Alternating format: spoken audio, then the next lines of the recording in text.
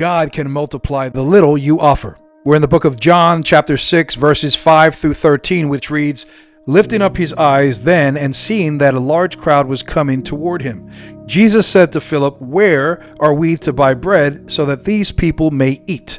He said this to test him, for he himself knew what he would do." Jesus wasn't asking Philip for help here. He was about to set up a lesson. God's questions are often invitations into faith. Philip answered him, 200 denarii worth of bread would not be enough for each of them to get a little. Not be enough. So Philip does the math here, but not the faith. We often measure God's power by what we lack.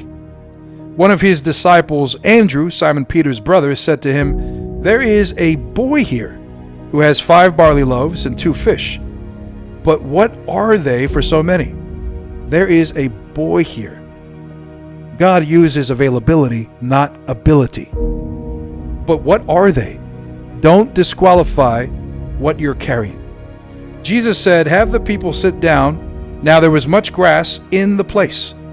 So the men sat down, about 5,000 in number. Jesus then took the loaves, and when he had given thanks, he distributed them to those who were seated. So also the fish, as much as they wanted. So we see here, when he had given thanks, Jesus gave thanks before the miracle. Why?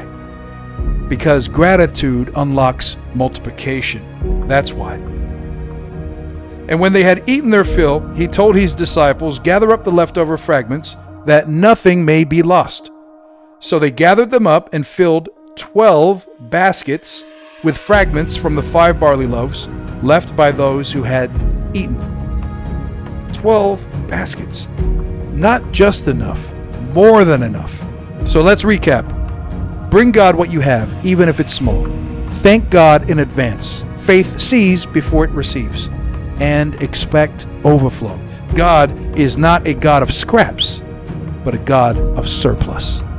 God can multiply the little you offer.